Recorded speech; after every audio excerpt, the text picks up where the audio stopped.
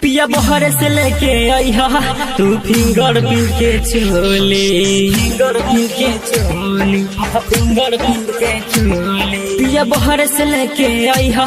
तू finger print के चोली, तोहरा सिवा प्रजौ हमर केहू नाही खोली, पिया बहर से लेके आइहा तू फिंगर प्रिंट के चोली, फिंगर प्रिंट के चोली। पिया बहर से लेके आइहा तू फिंगर प्रिंट के चोली, तोहरा सिवा कर जाऊ हमर केहू नाही खोली,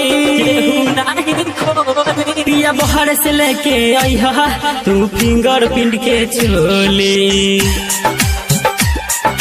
फिंगर प्रिंट के चोली, फिंगर प्रिंट के चोली। जिया म्यूजिक की धमाकेदार प्रस्तुति।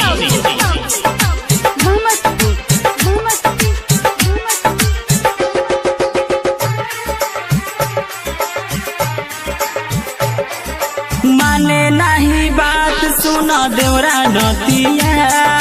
रोजे उही लावल चाहे मोरा खटिया, हाँ माने नहीं बात सुना देवरा नतिया, रोजे उही लावल चाहे मोरा खटिया, मीठी मीठी बातें बोले सरिया हमारे खोले, गलावा के धके मोले राजा राजा बहर से लेके आइहा तू फिंगर प्रिंट के चोली, फिंगर प्रिंट के चोली। पिया बहर से लेके आइहा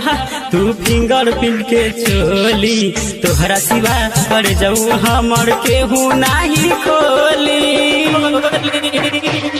राजा बहर से लेके आइहा तू फिंगर प्रिंट के चोली, तोहरा सिवा कर जाऊ हमर केहू नाही खोली, पिया बहर से लेके आइहा तू फिंगर प्रिंट के चोली, तोहरा सिवा कर जाऊ हमर केहू नाही खोली, राजा बहर से लेके आइहा तू फिंगर प्रिंट के चोली, फिंगर प्रिंट के चोली, फिंगर प्रिंट के चोली।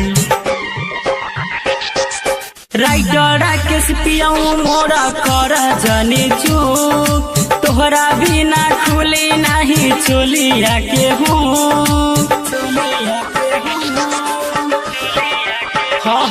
हाँ राइटर राकेश पियाऊ मोरा कर जाने चूक, तोहरा बिना खुली नहीं चोलिया के हूँ, मुमताज आलम लड़े से जिया परोजे चढ़े, पाजामा में धके धरे राजा राजा बहर से लेके आइहा तू फिंगर प्रिंट के चोली, फिंगर प्रिंट के चोली। राजा बहर से लेके आइहा तू फिंगर प्रिंट के चोली, तोहरा सिवा कर जाऊ हमर केहू नाही खोली, पिया बहर से लेके आइहा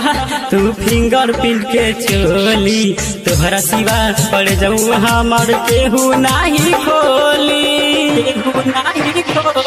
पिया बहर से लेके आइहा तू फिंगर प्रिंट के चोली, तोहरा सिवा कर जाऊ हमर केहू नाही खोली, पिया बहर से लेके आइहा तू फिंगर प्रिंट के चोली।